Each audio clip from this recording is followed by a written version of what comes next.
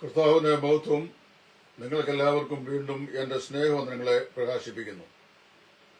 ഇന്ന് നെഹമ്യാവിന്റെ പുസ്തകത്തിൽ നിന്ന് വിലപ്പെട്ട ചില ചിന്തകൾ ഓർപ്പിക്കുവാൻ കർത്താവിൽ ഞാൻ ആഗ്രഹിക്കുകയാണ്. ദൈവജനത്തിന്റെ പ്രതിയോഗികൾ എന്നുള്ളതാണ് ഇന്നത്തെ എൻ്റെ പഠന വിഷയം. നാം എല്ലാവരും അറിയുന്ന പോലെ ബാബേൽ പ്രവാസത്തിലേക്ക് കടന്നുപോയ ഇസ്രായേൽ ജനത്തിന്റെ മധ്യത്തിൽ നിന്ന് മടങ്ങി വന്ന ദൈവത്തിന്റെ ദാസനായിരുന്ന നെഹമ്യാവും കൂട്ടരും നെബൂഖദ്നേസർ രാജാവും അദ്ദേഹത്തിന്റെ ആളുകളും തച്ചുടച്ച് തകർത്ത് കളഞ്ഞ യെരൂശലേമിന്റെ മതിലുകളുടെ പുനർനിർമ്മാണമാണ് നെഹമ്യാവിന്റെ പുസ്തകത്തിന്റെ ഇതിവൃത്തം. 3 പ്രാവശ്യമായിട്ടാണ് ജനം ബാബേലിലേക്ക് പ്രവാസികളായി പോയത്. 3 പ്രാവശ്യമായിട്ടാണ് അവർ മടങ്ങി വരുന്നത്. അത് എസ്രായുടെയും നെഹമ്യാവിന്റെയും സെരുബാബേലിന്റെയും നേതൃത്വത്തിലാണ്. അങ്ങനെ നെഹമ്യാവിന്റെ നേതൃത്വത്തിൽ മടങ്ങി വന്ന ജനം നാം വായിക്കുന്നത് അവർ ദൈവത്തിന്റെ പട്ടണത്തിന്റെ മതിലുകൾ അതിന്റെ കുറവുകൾ തീർത്ത് പണിതു എന്ന് വായിക്കുന്നു. ക്രിസ്തീയ ജീവിതത്തിലെ ആത്മീക ശുശ്രൂഷകൾ, ആ ആത്മീക ശുശ്രൂഷകളുടെ കുറവുകൾ തീർത്ത് നാം ചെയ്യുന്ന പണിയുടെ മനോഹരമായ ഒരു ചിത്രമാണ് നെഹമ്യാവിന്റെ പുസ്തകത്തിലെ ഈ നിർമ്മാണ പ്രക്രിയ. നെഹമ്യാവ് ഈ പണി ആരംഭിച്ചപ്പോൾ അവന് വിരോധമായി ധാരാളം എതിരാളികൾ വന്നു. ഇവിടെയുള്ള ആത്മീക പാഠം, 2 നിലയിലുള്ള പ്രവർത്തകരാണ് ആത്മീയത്തിലുള്ളത്. ഒന്ന്, വെറുതെ ഇരുന്ന് ആരുടെയെങ്കിലുമൊക്കെ കയ്യിൽ നിന്ന് കാശ് വാങ്ങി സുഖ സുഷുപ്തിയിൽ ജീവിച്ച് യാതൊരു വിമർശനവും എതിർപ്പും കൂടാതെ മുമ്പോട്ട് പോകുന്ന ആളുകൾ. രണ്ടാമത്തെ കൂട്ടം ആളുകൾ വിശ്രമരഹിതമായി കർത്താവിന്റെ വേല ചെയ്യുകയും എതിരാളികളിൽ നിന്ന് നിരന്തരമായി എതിർപ്പിന്റെ ശരങ്ങൾ ഏറ്റുവാങ്ങി ശത്രുതയിൽ മുമ്പോട്ട് പോവുകയും ചെയ്യുന്ന കൂട്ടം. ഇത് എല്ലാ കാലത്തും ദൈവത്തിന്റെ വേലയോടുള്ള ബന്ധത്തിലും പ്രവർത്തനത്തോടുള്ള ബന്ധത്തിലും ഉണ്ടായിരിക്കും. എന്നാൽ അതിനെ നമുക്ക് എപ്രകാരം അഭിമുഖീകരിച്ചുകൊണ്ട് വിജയകരമായി ദൈവം നമ്മെ ഫലമേൽപ്പിച്ച ദൗത്യം നിവർത്തിക്കാൻ സാധിക്കും എന്നുള്ളതാണ് ഇന്നത്തെ എന്റെ ഈ പ്രസന്റേഷനിലൂടെ ഞാൻ പറയാൻ ആഗ്രഹിക്കുന്നു. നെഹമ്യാവും അദ്ദേഹത്തിന്റെ ആളുകളും 9 കൂട്ട എതിർപ്പുകളെ അഭിമുഖീകരിക്കേണ്ടായി വന്നു. ആ 9 എതിർപ്പുകളും ഞാൻ വളരെ പരിമിതമായ സമയത്തിനുള്ളിൽ ഇവിടെ പ്രസ്താവിക്കുവാൻ ആഗ്രഹിക്കുകയാണ്. അതിലാദ്യമായി നമ്മൾ വായിക്കുന്നത് പരിഹാസമാണ്. 2-ാം അധ്യായത്തിന്റെ 19:4-1 മുതൽ 3 വരെയുള്ള വാക്യങ്ങൾ. പരിഹാസം. ഇതിന് നേതൃത്വം നൽകിയത് തോബിയാവ്, സൻബല്ലത്ത് എന്ന് പറയുന്ന 2 ആളുകളാണ്. അവർ യഹൂദന്മാരാണ്, നെഹമ്യാവിന്റെ സ്വജാതിക്കാരായ ആളുകളാണ്.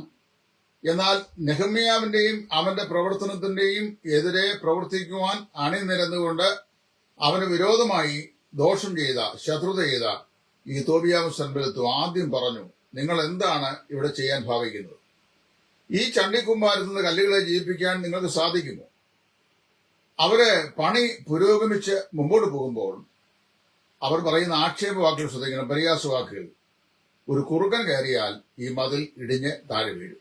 നോക്കിക്കൊണ്ട് യെരൂശലേമിന്റെ മതില വളരെ രാജകീയമായി പണിത സാധനം, അത് ഇടിച്ചു കളഞ്ഞത് പിന്നെ റീബിൽഡ് ചെയ്യുകയാണ്. ഒരു കൂട്ടം ആളുകളുടെ പ്രധാനപ്പെട്ട തൊഴിൽ എന്ന് പറയുന്നത് വല്ലതും ചെയ്യുന്നവരെ നിരന്തരം പരിഹസിച്ചുകൊണ്ടിരിക്കുക എന്നുള്ളതാണ്. എന്തെങ്കിലും ആത്മീയ ശുശ്രൂഷകൾ വിജയകരമായി മുന്നോട്ട് പോകുമ്പോൾ തങ്ങൾക്ക് ചെയ്യാൻ കഴിയാത്ത ഒന്ന് വേറൊരാൾ ചെയ്യുന്നു എന്ന് കാണുമ്പോൾ നിരന്തരമായി പരിഹാസത്തിന്റെ വാക്കിൽ കൂടെ മുമ്പോട്ട് പോയിക്കൊണ്ടിരിക്കുകയാണ്. ദൈവത്തിന്റെ ശുശ്രൂഷ, സുവിശേഷത്തിന്റെ ശുശ്രൂഷ ചെയ്യുന്ന ദൈവദാസന്മാരെ എങ്ങനെയും നിരുത്സാഹപ്പെടുത്തി തങ്ങളുടെ വേലയിൽ നിന്ന് അപ്രയോജനരാക്കി അവരെ തീർക്കുക എന്നുള്ളതാണ് അതിന്റെ പിറകിലുള്ള ചേതോ വികാരം. എന്നാൽ അത് നാം മനസ്സിലാക്കിയാൽ വാസ്തവത്തിൽ നമുക്ക് ഏറെക്കുറെ പ്രയാസങ്ങൾ കൂടാതെ മുമ്പോട്ട് പോകാൻ സാധിക്കും.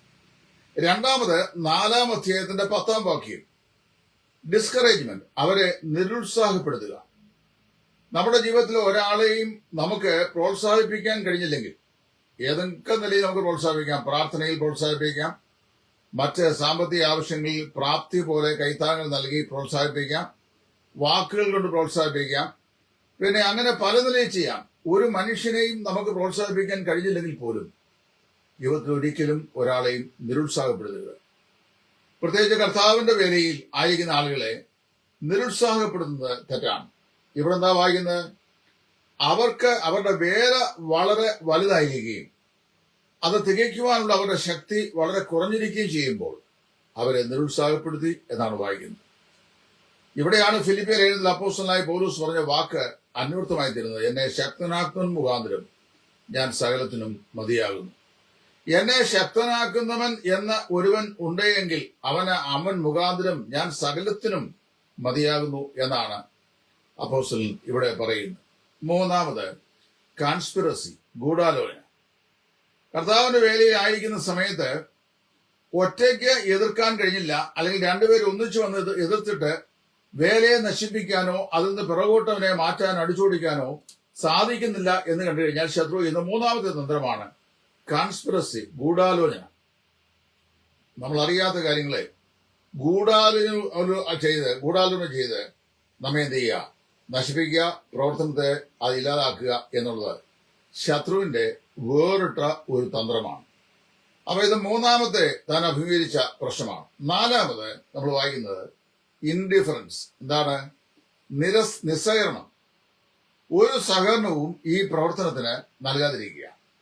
അത് ഇവിടെ നമ്മൾ വായിക്കുമ്പോൾ ഈ 5-ാം വാക്യത്തിൽ വായിക്കുന്നു, The nobles, but their nobles did not put their shoulders to the work of their Lord.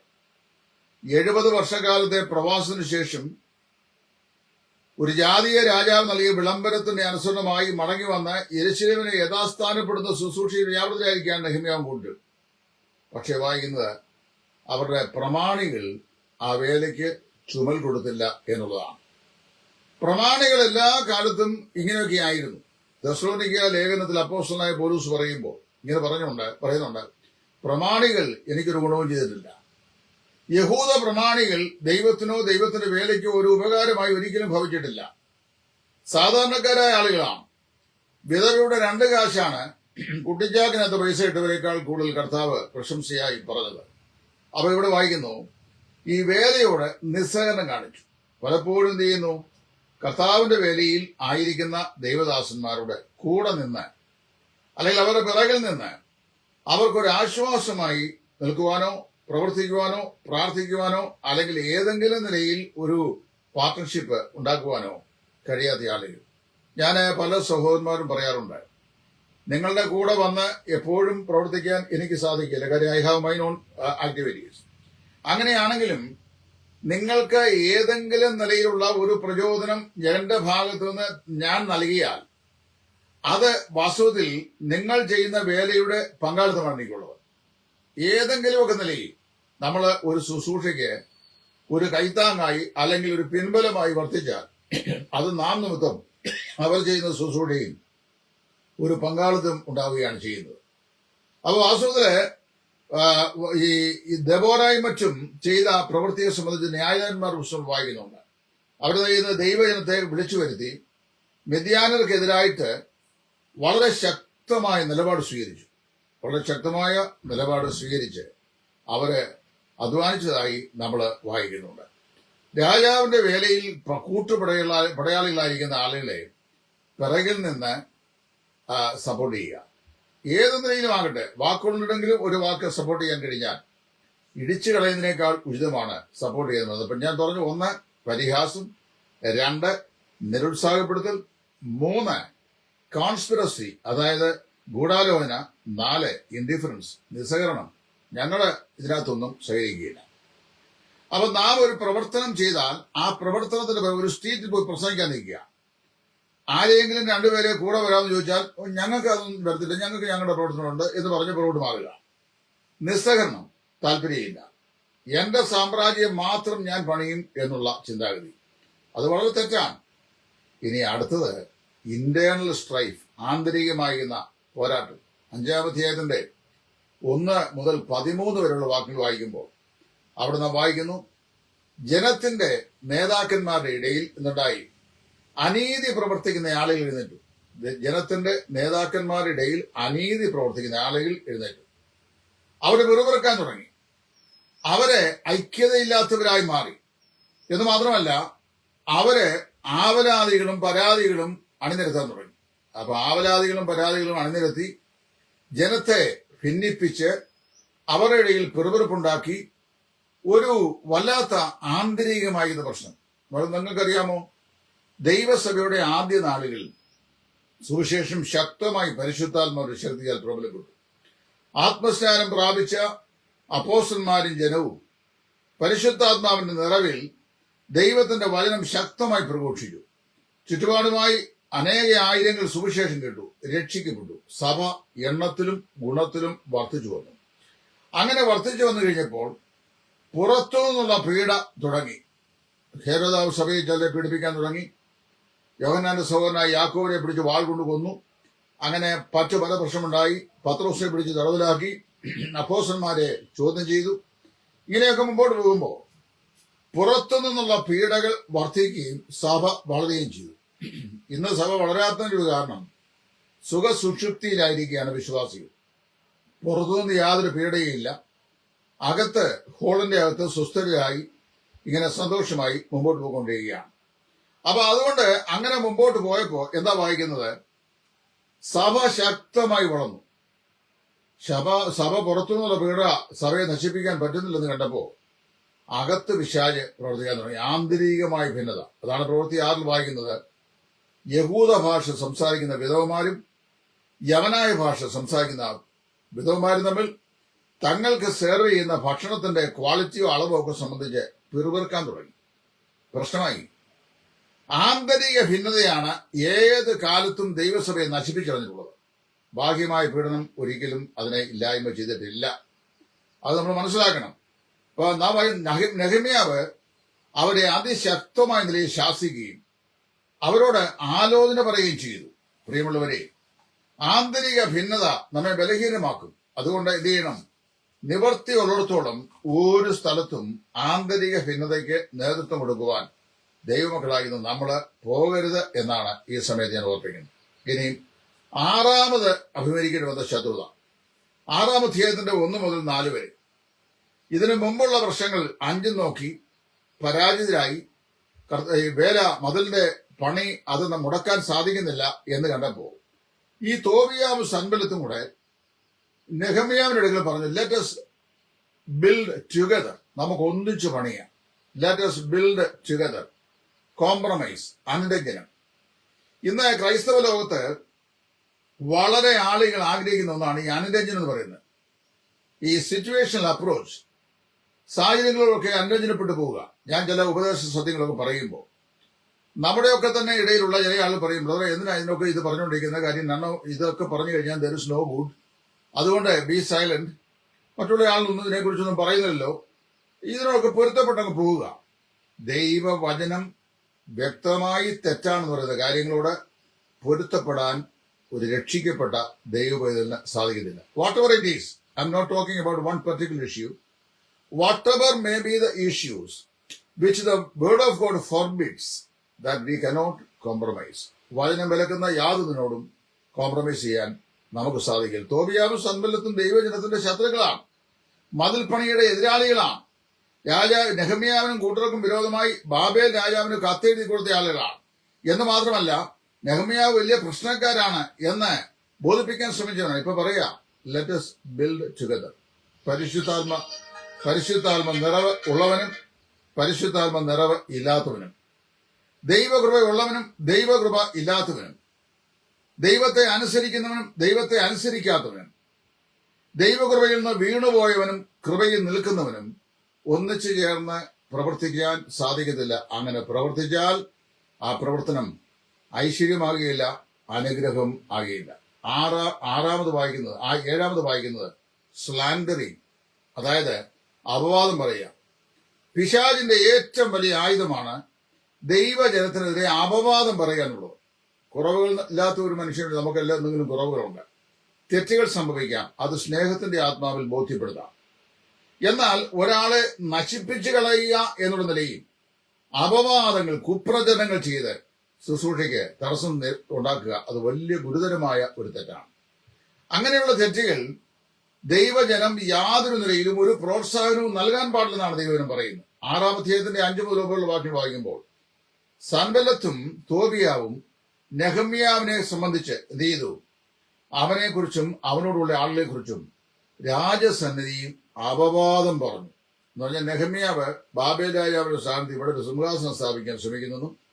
രാജാവിന് വിരോധമായി അവൻ ജനങ്ങളെ കൂട്ടി പല കാര്യങ്ങൾ ചെയ്യുന്നുവെന്നും രാജസേനയിൽ ബോധിപ്പിച്ച് കുറെ കാലം ഈ പണി മുടക്കിയിട്ടു. ശത്രുവിന് സുവിശേഷീകരണത്തിൽ എന്തെങ്കിലും ദോഷം ചെയ്യാൻ ഒക്കുമെന്ന് ചോദിച്ചാൽ ഇല്ല, എന്റെ കർത്താവ് അതിശക്തനാണ്, കർത്താവ് ഫ്രണ്ടിൽ നിൽക്കുന്നു, അതുകൊണ്ട് യാതൊരു നിലയിലും ഒരു പ്രയാസം ഉണ്ടാവുകയില്ല എന്നൊക്കെ പറയുന്നത് നമ്മളെ വളരെ പ്രത്യാശയോട് പറയുന്ന വാക്കുകളാണ്. എങ്കിലും ആത്യന്തികമായി പാതാള ഗോപുരങ്ങൾ ദൈവസഭയെ അതിജീവിക്കത്തില്ല എങ്കിലും അതിന്റെ പ്രവർത്തന തത്വത്തെ കുറെ കാലത്തേക്ക് കാലവിളംബം ഉണ്ടാക്കാനോ മുടക്കാനോ ഒക്കെ സാധിക്കും എന്നുള്ള വായിക്കുന്ന കുറെ നാളത്തേക്ക് ഈ മതിൽപ്പണി മുടക്കിടന്നു. എട്ടാമത്, ഈ സ്ലാൻഡർ ചെയ്ത് അപവാദം പറഞ്ഞ് ഒതുക്കാൻ ശ്രമിച്ചു കഴിഞ്ഞപ്പോൾ അതിലും പരാജയപ്പെട്ടപ്പോൾ നമ്മൾ വായിക്കുന്ന ട്രഷറി ഒറ്റിക്കൊടുക്കുക, വിശ്വാസ വഞ്ചന കാണിക്കുക. സൻബലത്തും തോബിയാവും കൂടെ എന്ത് ചെയ്തു? Try to fight Nehemiah and persuade him to run for shelter in the temple. അവന്റെ പിന്നാലെ വന്ന് അവനെ ഭീതിപ്പെടുത്തി ഭീഷണിയുടെ മാർഗത്തിലൂടെ രക്ഷാമാർഗത്തിനായി ദേവാലയത്തിലേക്ക് പോയി ഒളിച്ചുകൊള്ളാൻ അവനെ നിർബന്ധിച്ചു. വാസ്തവത്തില് നമ്മൾ വായിക്കുന്നത് നെഹമ്യ ദൈവത്തിന്റെ ന്യായപ്രമാണത്തിന് വിരോധമായി പാപം ചെയ്തു എന്ന് ധരിപ്പിക്കാൻ വേണ്ടിയാണ് ഈ പണി ചെയ്തത്. പക്ഷെ അത് പാളിപ്പോയി, അത് പ്രയോജനപ്പെട്ടില്ല. ഏറ്റവും ഒടുവിലെ 6-ാം അധ്യായത്തിന്റെ 10ഉം 11ഉം വാക്യങ്ങളിൽ 9ാമത്തെ സ്ട്രാറ്റജി, ശത്രുവിന്റെ 9ാമത്തെ സ്ട്രാറ്റജി രേഖപ്പെടുത്തിയിട്ടുണ്ട്. അതെന്താണെന്നറിയാമോ? അവനെ ഭയപ്പെടുത്തുക. ലോകത്തിലെ ഏറ്റവും വലിയ അപകടകാരിയായ ഒരു സംഗതിയാണ് ഭയം. ഒരു ദൈവദാസനുണ്ട്, വാൻ ഹാവലർ. അദ്ദേഹം ഒരു അമേരിക്കൻ ഐക്യനാളിലെ അറിയപ്പെട്ട ഒരു എഴുത്തുകാരനും പ്രസംഗിയായിരുന്നു. അദ്ദേഹം പറഞ്ഞു, fear of fear is fearer than fear itself. ഭയത്തെ ഉള്ള ഭയം ഭയത്തേക്കാൾ ഭയാനകം. മനസ്സിലായോ? ഭയത്തെ ഉള്ള ഭയം ഭയത്തേക്കാൾ ഭയാനകം. കർത്താവിന് ഇത്തവണ ഞാൻ ആരെ പേടിക്കും എന്ന് പറയാൻ നമുക്ക് സാധിക്കണമെങ്കിൽ ദൈവം നമ്മുടെ ജീവിതത്തിന്റെ ആശ്രയമായിരിക്കണം. ശത്രുക്കളുടെ എന്ത് ചെയ്യുന്നറിയാമോ? അവനെ നിന്റെ ജീവരക്ഷയ്ക്ക് വേണ്ടി ഓടിപ്പോയി ഒളിച്ചുകൊള്ളാൻ പറഞ്ഞു. എന്നാൽ അവരുടെ വളരെ തന്ത്രപരമായിരുന്ന ഈ സമീപനത്തെ നെഹമ്യാവ് മനസ്സിലാക്കി അവൻ തെല്ലും ഭയപ്പെട്ടില്ല. എങ്ങനെയാണ് ഈ മതിൽ പണിതെന്ന് പറഞ്ഞിട്ടുണ്ട്. ഒരു കയ്യിൽ ആയുധവും മറുകൈയിൽ പണിക്കുള്ള വസ്തുക്കളും പിടിച്ചുകൊണ്ടാണ് ഈ പോരാടിയത്. ഞാൻ ഈ അടുത്ത ദിവസം ചിന്തിക്കുകയായിരുന്നു, കർത്താവിന്റെ വേലയിൽ വിശ്വസ്തമായി ശുശ്രൂഷ ചെയ്യുന്ന ഒരു ദൈവദാസന് സമാധാനത്തോട് ശുശ്രൂഷ ചെയ്യാൻ കഴിയാത്ത ദുസ്ഥിതിയാണ് ചില ആളുകളിൽ നിന്ന് ഉണ്ടാകുന്നത്. നമ്മൾ ഉപകാരം ചെയ്ത ആളുകൾ, നമ്മളെ നന്മ മാത്രം പ്രവർത്തിച്ചുള്ള ആളുകൾ, നന്മ ആഗ്രഹിച്ചുള്ള ആളുകൾ ആരുടെയൊക്കെയോ കൂലി വാങ്ങിച്ചിട്ട് ആർക്കാണ്ട് വേണ്ടിയോ തിളയ്ക്കുന്ന സാമ്പാർ പോലെ പുറകിൽ നിന്ന് വളരെ ദോഷം ചെയ്യുകയും ഒക്കെ ചെയ്യുന്നുണ്ട്. അങ്ങനെ ചെയ്യുമ്പോൾ നമ്മൾ മുഖാന്തരമായി ദൈവത്തിന് വേണ്ടി ചെയ്യാൻ ദൈവം തീരുമാനിച്ച ശുശ്രൂഷയെ ക്രംബിൾ ചെയ്യുക, നശിപ്പിച്ചുകളയുക, ഇടിച്ചു കളയുക എന്നുള്ള അവരുടെ ആഗ്രഹം. പക്ഷെ ഒരു കാര്യം മനസ്സിലാക്കണം, ദൈവം ഫലമേൽപ്പിച്ച ശുശ്രൂഷയാണെങ്കിൽ ആ ശുശ്രൂഷ തകർത്ത് കളയാൻ പിശാചിന് ആത്യന്തികമായി സാധിക്കില്ല. കുറെ തടസ്സങ്ങൾ ഉണ്ടാക്കാനും ശത്രുത ഉണ്ടാക്കുവാനും ദൈവജനത്തെ ഉപദ്രവിക്കാനൊക്കെ സാധിക്കും. ഈ നെഹമ്യാവിനെയും കൂട്ടിനെയും എതിർത്ത് അവന് വിരോധമായി ദോഷം ചെയ്ത ശത്രുവിന്റെ 9 വിധ ദോഷപ്രവൃത്തികളാണ് ഞാൻ പറഞ്ഞത്. വളരെ പരിമിതമായി പറഞ്ഞാൽ ആളുകൾ ഓർത്തിരിക്കാനും പിന്നെ അതേക്കുറിച്ച് കണ്ടംപ്ലേറ്റ് ചെയ്ത് നല്ല ആശയങ്ങൾ കൂടെ കൂട്ടിച്ചേർത്ത് പ്രയോജനപ്പെടുത്താൻ സാധിക്കും. നമ്പർ 1, പരിഹാസം, റിഡിക്യൂൾ, ദൈവദാസന്മാരെ പരിഹസിക്കുക. 2, ഡിസ്കറേജ്മെന്റ്, അവരെ നിരുത്സാഹപ്പെടുത്തുക.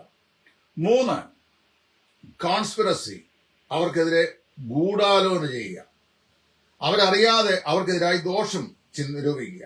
4, ഇൻഡിഫറൻസ്, നിസ്സഹകരണം കാണിക്കുക. യാതൊരു നിലയിലും അവനോട് സഹകരിക്കാതിരിക്കുക, ഒരു നിലയിലും അവന്റെ പ്രവർത്തനത്തെ പ്രോത്സാഹിപ്പിക്കാതിരിക്കുക, ഒരു നിലയിലും അവന് അനുകൂലമായ ഒരു നിലപാട് സ്വീകരിക്കാതിരിക്കുക. 5, ആന്തരികമായിരിക്കുന്ന പോരാട്ടം, അകത്ത് ആളുകളെ ഈ വേലയ്ക്കും വേലക്കാരനും എതിരായി വിഘടിപ്പിച്ചു നിർത്തുക. 6, അനുരഞ്ജനത്തിനായി പ്രേരിപ്പിക്കുക എന്ന് പറഞ്ഞു കഴിഞ്ഞാൽ ദൈവവചനത്തിന് വിപരീതമായ കാര്യങ്ങളോട് പൊരുത്തപ്പെട്ടു പോകാൻ നിർബന്ധിക്കുക. 7, അപവാദം പറഞ്ഞ് ഒതുക്കാൻ ശ്രമിക്കുക. 8, ഒറ്റിക്കൊടുക്കുക, പ്രതിയോഗിയുടെ കയ്യിൽ, ശത്രുവിന്റെ കയ്യിൽ ഒറ്റിക്കൊടുത്ത് നശിപ്പിക്കാൻ ശ്രമിക്കുക. കർത്താവായ യേശുവിനെയൊക്കെ അങ്ങനെയല്ലേ ചെയ്തത്. യന്നേസും യംബ്രേസും മോശയോട് എതിർത്തുന്നു. അതുപോലെ ഹുമനിയസും അലക്സാണ്ടറും അപ്പോസ്തലനായ പൗലോസിനോടും അവന്റെ വേലയോട് എതിർത്തുന്നു. പൗലോസ് അവരെ ശപിക്കുകയോ അവൻ നശിച്ചു പോകട്ടെ എന്ന് പറയുകയോ അവന്റെ തലമുറകൾ ഇല്ലാതെയായി തീരട്ടെ എന്ന് പറയുകയോ പിന്നെ അവന്റെ അഭിവൃദ്ധി അവനില്ലാതെ പോകണമെന്ന് പ്രാകുകയും ചെയ്തില്ല. ദൈവം അവരുടെ പ്രവൃത്തിക്ക് തക്കവണ്ണം അവരോട് ചെയ്യട്ടെ എന്ന് പറഞ്ഞു. ചെമ്പുപണിക്കാരനായ അലക്സാണ്ടർ, അദ്ദേഹത്തെക്കുറിച്ച് കേവലം 27 വയസ്സ് മാത്രം പ്രായമുള്ള തിമോത്തിയോസിന് പൗലോസ് റോമൻ കാരാഗ്രഹത്തിൽ കിടന്നുകൊണ്ട് ഈ എഫേസോസിലെ സഭയുടെ ശുശ്രൂഷകനായിരിക്കുന്ന തിമോത്തിയോസിന് ലേഖനം എഴുതുമ്പോൾ അദ്ദേഹം പറയുകയാണ്, ആരും നിന്റെ യൗവനം തുച്ഛീകരിക്കരുത്, വാക്കിലും നടപ്പിലും സകലത്തിലും നിന്നെ തന്നെ മറ്റുള്ളവർക്ക് മാതൃകയായി കാണിക്കുക, വചനം പ്രസംഗിക്കുക, സമയത്തും അസമയത്തും ഒരുങ്ങിയിരിക്കുക. ആരും നിന്നെക്കുറിച്ച് ഒരു ദുർവർത്തമാനവും പ്രചരിപ്പിക്കാൻ അവസരമുണ്ടാകണം. നിന്റെ യൗവനത്തെ തുച്ഛീകരിക്കാതെ നീ നിന്നെ തന്നെ ചെയ്യണം, സൂക്ഷിച്ചുകൊള്ളണം എന്ന് പറഞ്ഞ ശേഷം പറയുകയാണ്, ചെമ്പുപണിക്കാരൻ അലക്സാണ്ടർ എനിക്ക് വളരെ ദോഷം ചെയ്തു. അവന്റെ പ്രവൃത്തിക്ക് തക്കവണ്ണം ദൈവം അവനോട് പകരം ചെയ്യട്ടെ എന്ന് പറഞ്ഞു. നോക്കുക, ടച്ചറി, ഒറ്റിക്കൊടുക്കൽ. 9 ഭീഷണി. ഞാനിവിടെ എന്റെ വാക്കുകൾ അവസാനിപ്പിക്കുകയാണ്. ഈ പൗലോസ് അവിടെ ഈ ചെമ്പുപണിക്കാരൻ എനിക്ക് വളരെയേറെ ദോഷം ചെയ്തു എന്നതിന് ഉപയോഗിച്ചിരിക്കുന്ന ഭാഗത്ത് ഉപയോഗിക്കുന്ന ഗ്രീക്ക് വാക്യം പരിശോധിച്ചു.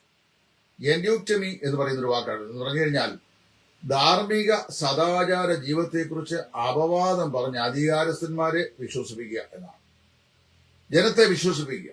ഒരു മനുഷ്യനെ തറപറ്റിക്കാൻ എല്ലാ മാർഗവും നോക്കിയിട്ട് ഒത്തില്ലെങ്കിൽ സാത്താൻ നോക്കുന്ന ഏറ്റവും ഒടുവിലത്തെ മാർഗമാണ് അവനിൽ ഭയമുണ്ടാക്കി, അപമാന ഭീതി ഉണ്ടാക്കി അവനെ നശിപ്പിക്കാൻ ശ്രമിക്കുക എന്നുള്ളത്. ഈ 9 നിലയിലുള്ള ശത്രുതയും നെഹെമ്യാവിനും അവന്റെ ആളുകൾക്കും യെരൂശലേമിന്റെ മതിലിന്റെ പണിക്കെതിരെ ഉണ്ടായി. എന്നാൽ നാം വായിക്കുന്നത്, യഹോവ അവരോടുകൂടെ ഉണ്ടായിരുന്നുകൊണ്ട് ദൈവം അവരുടെ കാര്യം സാധിപ്പിച്ചു എന്നാണ്.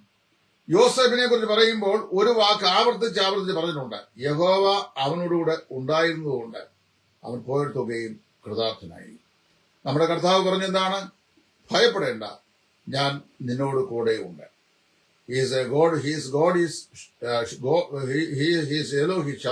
അതായത് അവന് കൂടെ ഇരിക്കുന്ന ദൈവമാണ്.